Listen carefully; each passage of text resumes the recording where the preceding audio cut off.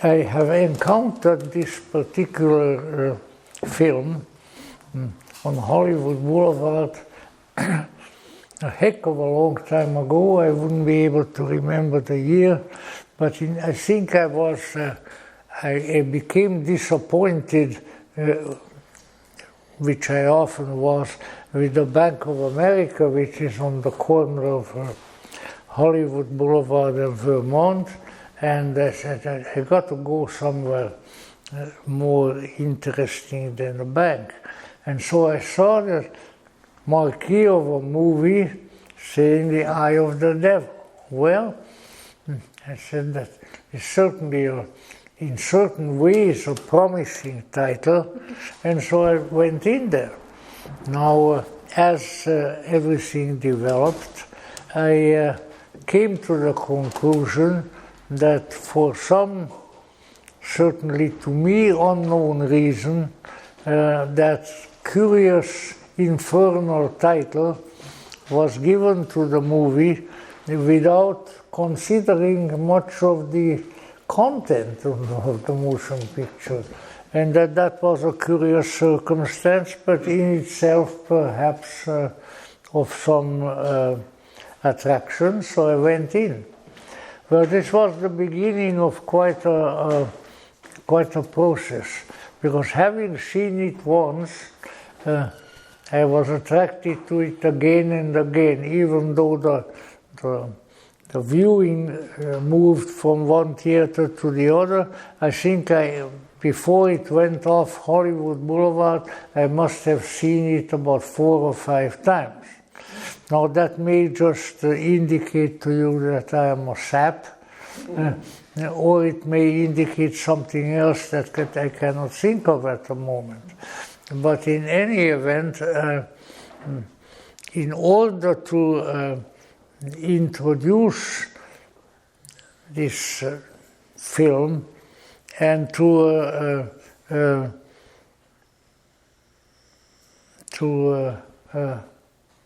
maybe indicate to some extent my quasi-qualifications of evaluating it, I might also say that even though I lived out for so many years of my early life in the countryside in Hungary, where there were no motion picture theaters, and other obstacles included later. Qu'est-ce que c'est?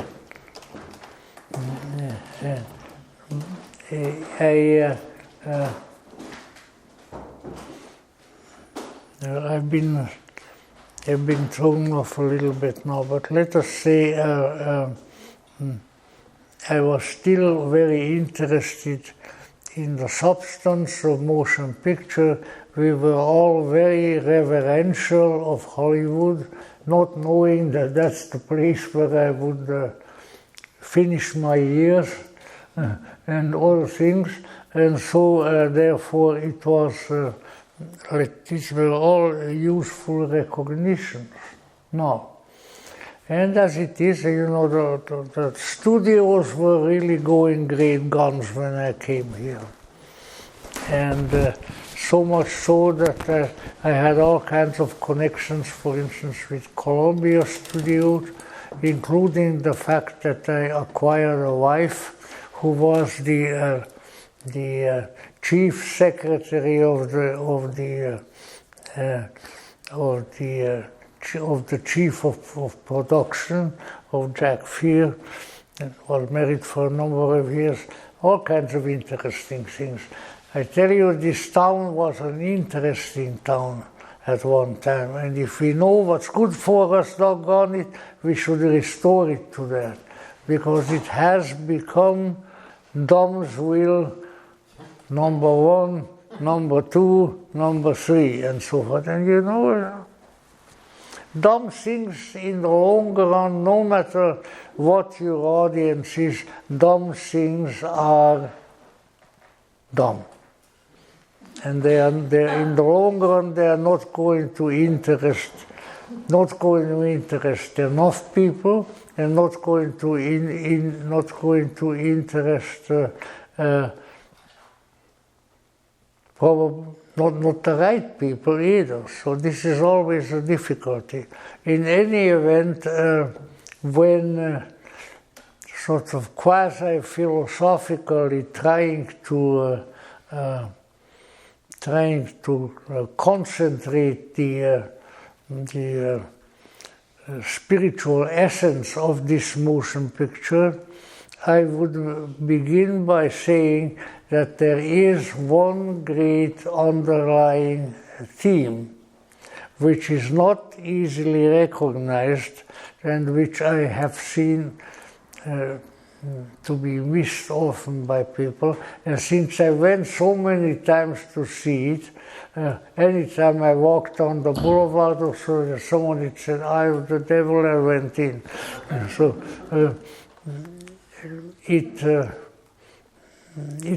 that was an important issue, that we need to try to distill, even in advance, a keynote, very important philosophical and spiritual keynote that is really the theme of this motion picture. But as usual, the perspicacity of audiences varies greatly, and so I imagine that this keynote has not been recognized and explored, certainly not sufficiently in the course of its long run. And therefore that is the one that I want to concentrate on now.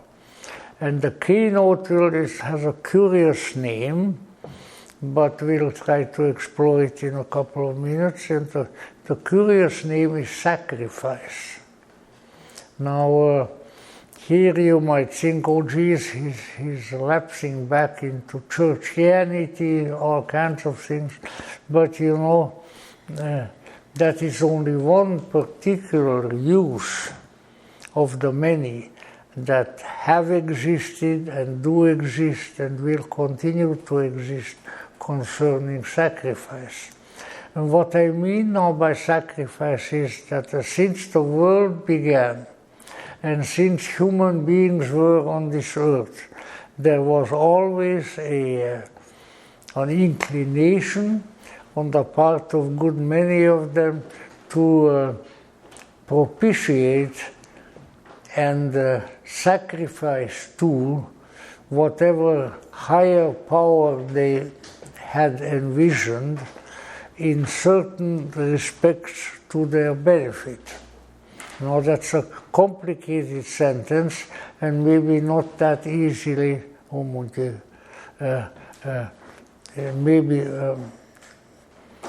please have a seat. But the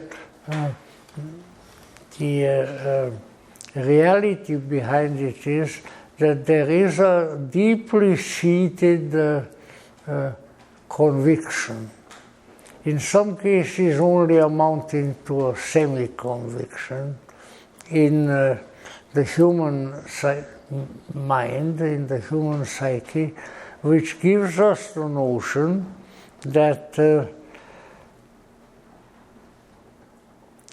there are powers in charge of, or at least in part in charge of this world, which can be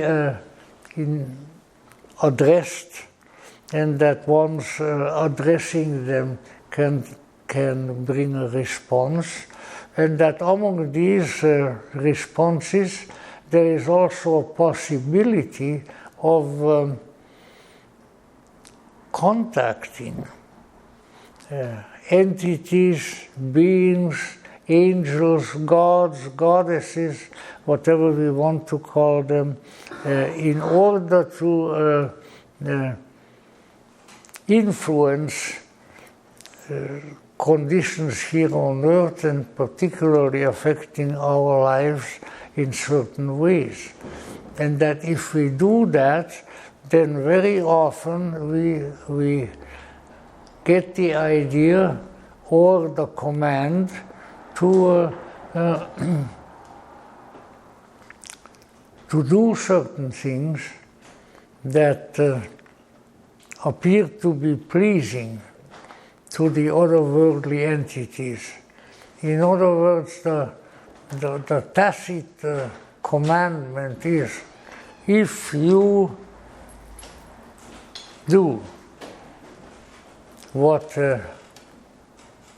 I want you to do, or what you think would be pleasing to me, then a certain benevolent influence will emanate from me to you, which will be in various ways your benefit.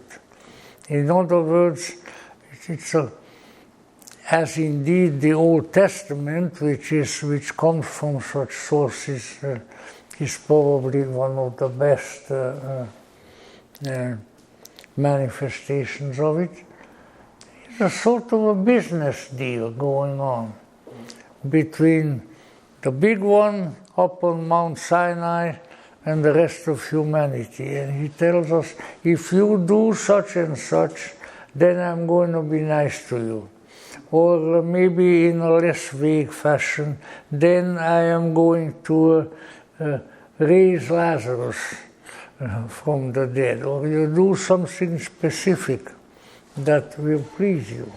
But you have to be involved in terms of your request for what you desire and for what you are going to give me. And this may come from Zeus, this may come from the Egyptian gods, this may come before them from the Babylonians, who are somewhat neglected nowadays and so forth. And with all of these, humanity at least assumed, and sometimes that assumption was probably quite valid, assumed that the celestials would listen to our request if in turn we gave them something. Now you may see that that's a strange situation, but it's not stranger than the workings of the commercial world, which we are involved in right now. We will get something when we go to the store, and when we pay something for it, then we will get it. But it's a little bit like that. So let us say a gift, anthropologically and dogmatically described as a sacrifice, is required in order to require or ask certain gifts from beings in another world and to receive them. And then, this is very ancient, and you find it in the most ancient primitive societies, that in order to deal with the creatures in the other world, we have to give them something. Now you might say that's too capitalist a notion. Well, maybe that's where capitalism came from, the cosmic order to begin with. But in any event, let's say this kind of idea of a negotiated settlement between ourselves and those forces which govern our and other people's destiny, between us and the rulers of destiny, which obviously we would request in such a way that it would redound in some way to our benefit. And so very frequently we find this arrangement to obtain when there is some unusually difficult condition that afflicts a particular group of people, or a lot of people, and that the negotiation is settled by what has been called a sacrifice. Now, sacrificium, I'm always grateful for my 8 years of Latin. Sacrificium means the making holy. Sacer, holy, ficium coming from factum, something that is made holy. And this also, this implies that when we make a sacrifice, when we offer something to the greater world, in the hope that we will receive something in return or not, but mostly the former, then we are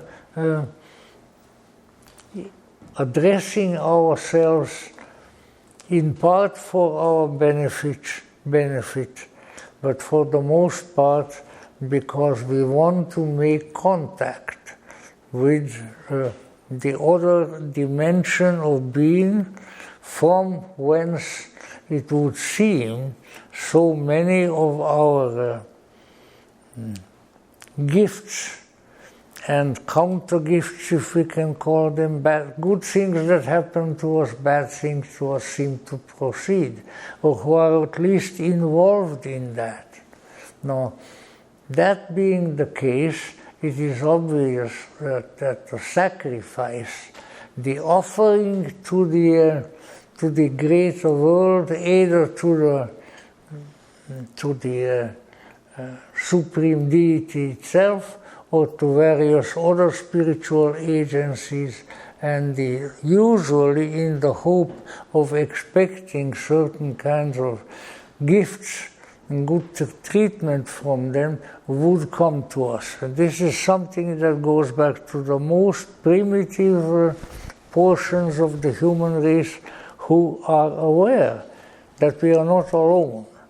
You see, the so-called primitive people may be primitive in a lot of things, but they are not primitive less primitive in their minds than we are. They know a great deal, and it is with their aid and their cooperation that we gain the kind of knowledge that we never will gain from each other, namely gnosis. Now, with that highfalutin start, let us say that some things are not going right in our lives, as individuals, as a family, as a tribe, as the inhabitants of Beechwood Drive or whatever. And then we try to find out a way in which we can arrest the benign attention of these higher powers, which then will bestow certain gifts on us that otherwise we might not be able to partake of. And that is the sacrifice. You see it in the Bible all over. The big deal in the Temple of Jerusalem is always the sacrifices. And it is likely, although not certain, that Jesus Christ, for instance, wasn't too fond of the animal sacrifices, and that he heard all the dying animals having their throat cut in the temple, and he wasn't terribly happy. Well, whatever the case there be, the issue of somehow knocking on that huge astral door, if you want to use the theosophical expression, in order to ask for something. This is the general process all the way in the world, everywhere, of every race, of every tribe, of every people. We knock on the door because we want something. And apparently a good many times we do receive it too, which causes us some rejoicing, both over the gift and over the fact that we were able to elicit such a gift. Now then, this is the issue of sacrifice. Now, of course, we have heard that word and read it in various contexts, which maybe don't exactly agree with these statements that I just made, and which therefore would need to be investigated somewhat deeper. And of course, one of those ways is that we, how can we say, for instance, that the incredible agony and death at Golgotha that we are told about in the New Testament is something like this? Is it a very often the death of Christ on the cross is described as a sacrifice, that he sacrificed himself for us. And that again brings up other issues. So probably the best way is not to get too much into issues, but to remember that apparently in every age of the world, whatever people have inhabited it, the sacrificial principle was there, that they would try to obtain gifts by offering something that appeared like a gift to be offered at the time. And that is the essence of sacrifice. I know that it doesn't sound very good. It sounds like a bad bargain with the Almighty. Well, all right, God, you know, I'm not going to chase the neighbor's daughter if you let me make another $1 million in my business, see? Mm-hmm. And so then Almighty God says, oh, you miserable people, which is his belief to begin with, because according to Orthodox teachings, he created us miserable. Now I hope you're happy. Maybe not. But it's that miserable state that we are in, that constant dissatisfaction. Whenever we come across something fine and beautiful and lovely, then something happens to it. I had a country, I had a family, and in these great piece of land, all kinds of animals and things like that. And then from across the mountain come the hordes with the red flags. They take it all away. And I'm lucky, and my family was lucky, that we still lived. And incidentally, just so you don't get the wrong idea, these forces that came in and that took everything away from us were your allies in the war. Came across the Carpathian Mountains and took everything away from us. And of many their lives. But let's say that's how it ended, but that's not how it began. And that is not how it continues. Because if we indeed have the sacrificial mind, namely we say, yes, we know that we have been badly treated by fate, and you know the fates, there were several fates. It's not just fate, but Cloto, Lachesis, and Atropos, who are up in the Empyrean, and one of them spins the thread, and the other one holds it, and the third one cuts it with great big scissors. that was the concept of the ancients, the Greeks, Romans, and so forth, of justice. You know, I tell you what, it's not a worse concept of justice than we have in our civilization, by no means. None of us have what I would consider to be the right concept of justice. But of course, that's a matter of opinion. And you can always depend on me surely having an opinion. In any event, when we take into consideration that all kinds of misfortunes fall upon us in the course of our lives, it's also understandable that we have a justified desire to have these misfortunes modified or to make them cease. And we have devised all kinds of ways whereby we hope that may be accomplished, whether the means are true or not. So this is the nature of sacrifice.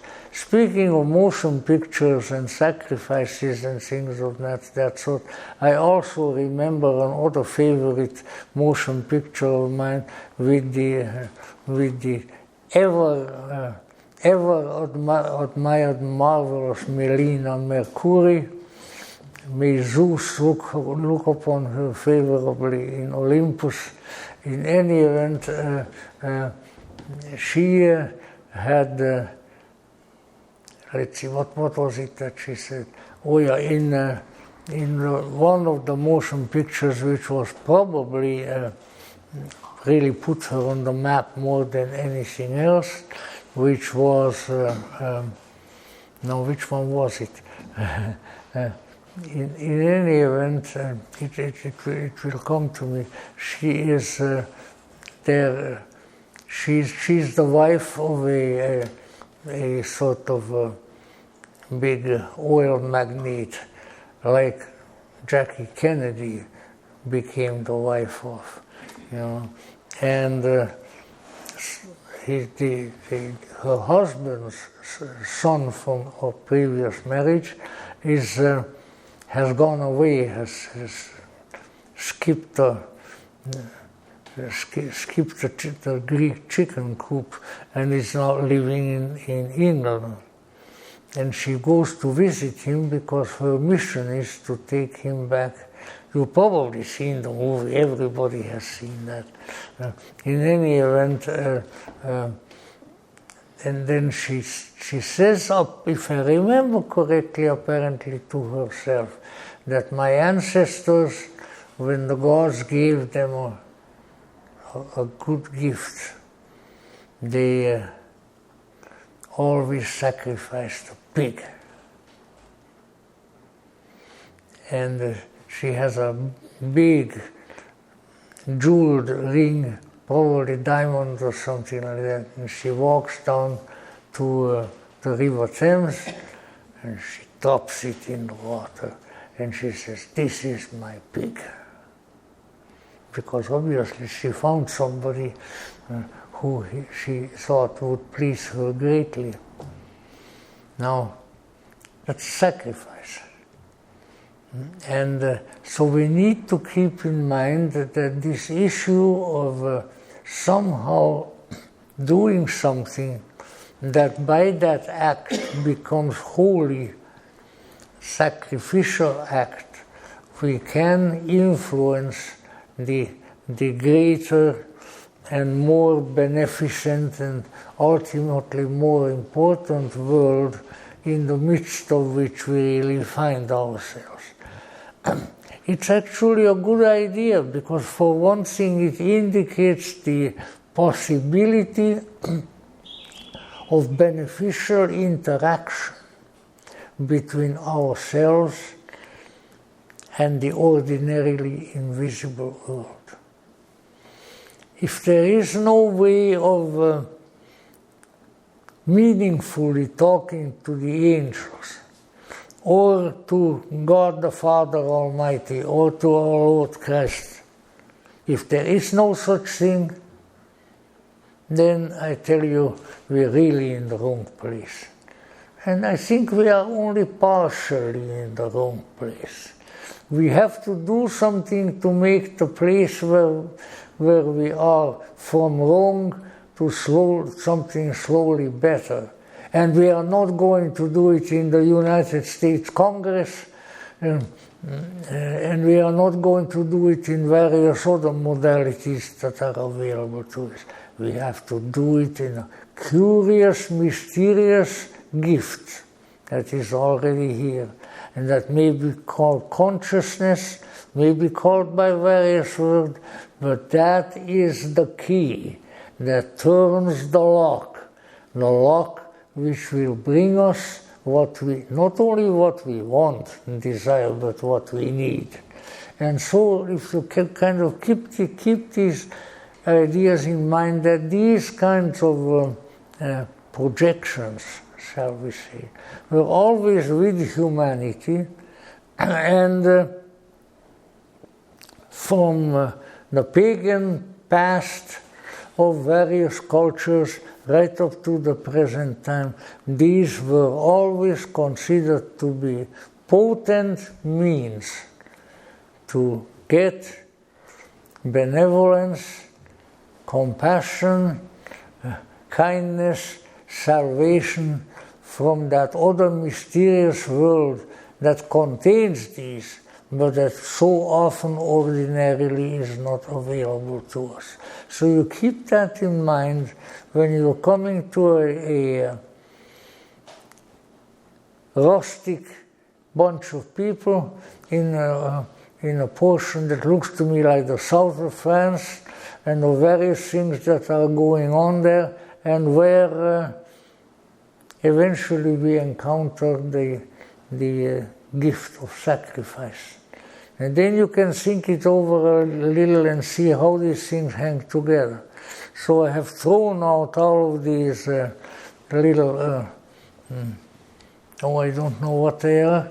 Maybe, what is it that you catch the fish with?